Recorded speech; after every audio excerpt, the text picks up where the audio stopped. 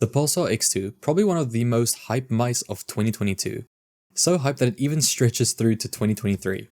Now, up until almost a year ago, Pulsar had only one mouse to their name, being the X Lite series, which is also one of the best and most popular Ego mice we've seen so far. Pulsar eventually released their first symmetrical mouse, which we're taking a look at today, more specifically the X2 Mini. This is more of a long-term review as I've on and off used the mouse. On top of that, after all the popularity and gains, there's been multiple versions of X2s. First we had the stock standard first batches, coming in either a white or black. Now, post-launch they eventually decided to bring out a red version, the Founders Edition, which I do have on the table, a special purple Discord exclusive edition, which was pretty cool and all, but they never fixed the initial issues since batch 1, that being the ghost scrolling and eventual double clicking with the KL 8.0s they had implemented. Now, fast forward a bit, just like majority of the companies after the Lamzu Atlantis release, they started transitioning to the Huano Blue Shell Pink dots, but only in the last few special editions.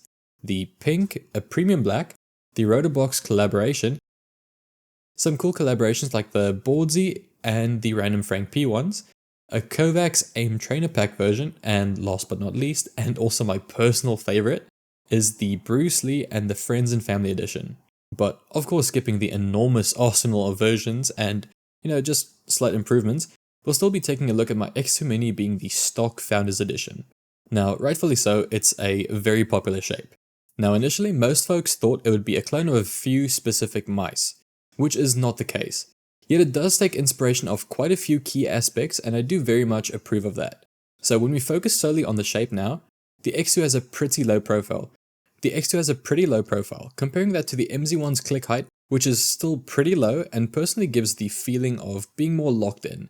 But even so, just like the MZ1, they've incorporated some finger grooves. So obviously nothing as aggressive, but definitely making it a bit more comfortable than the G PRO X Superlight. Now, speaking of the clicks, they've of course opted for the KL 8.0s, which are okay at best.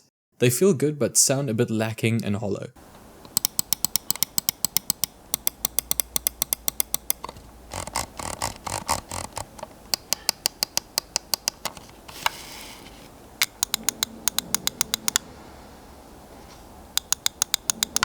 Which is also likely the implementation and also the base, which I'll get into a bit later.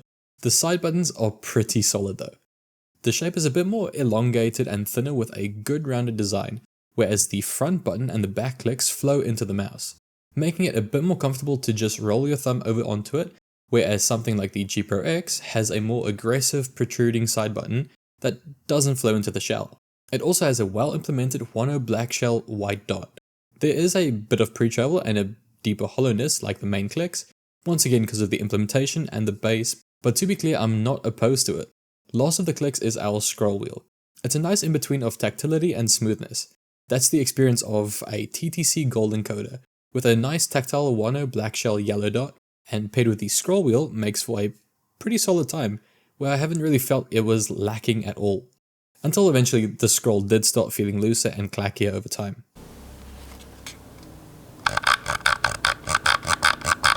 Moving on from the clicks and the scroll wheel, we have the key difference that the X2 has over the G PRO X, and that's going to be the hump size and position. Showing off the side profile, we can note that the G PRO X has a high centralized hump, and the X2 still has a pretty high hump, but pushed a bit further back, giving us the shape and downward slant, more so looking like the XM2WE. But as this is the X2 Mini, the shape plus the size makes it excellent for claw grip as well as fingertip. Now flipping the mouse over, we do have a pretty niche design showcasing a nice color-matched PCB, huge cutouts for weight reduction, a DPI button and a power on switch.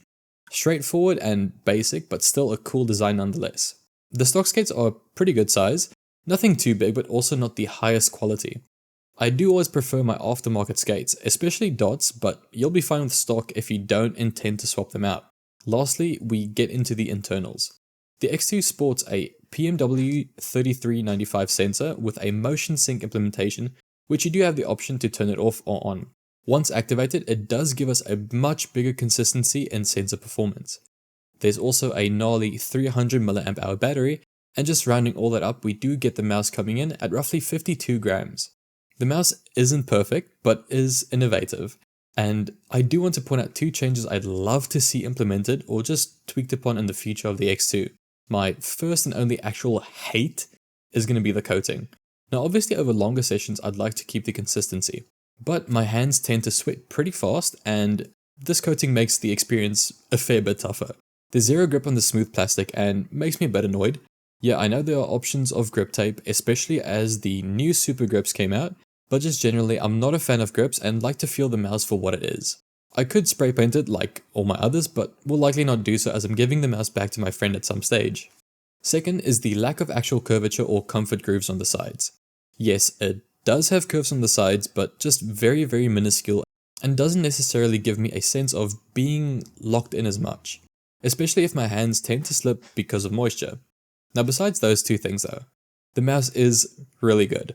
I personally don't like the G PRO X Superlight and feel the Pulsar X2 is really insane in comparison, especially when it comes to the general shape and the value coming in at 95 USD.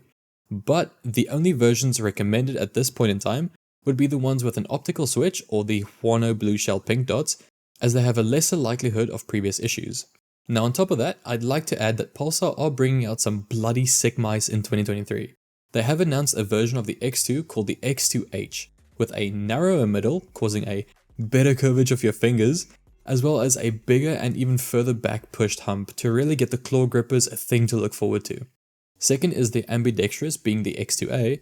Third is a general just updated version of the X2 called the X2V2.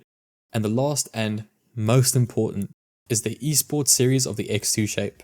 Sporting 4K, a built-in OLED panel to have onboard swapping to preferred DPI, polling rate, debounce and lift-off distance, for all those above mentioned versions as well. At this point in time I can still recommend the X2 for those looking to get, in my personal opinion, a better version of the G PRO X Superlight, but also highly recommend waiting for the newer variants to release. That's all for today guys, thanks so much for watching, take care and peace. I already have a headphones exam, don't judge, but Damn.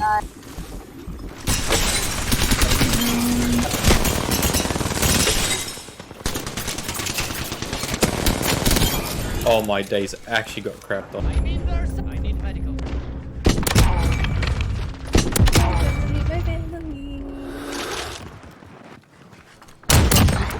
Who the fuck stole my kill? Oh my days. Oh, there we both are like the same time.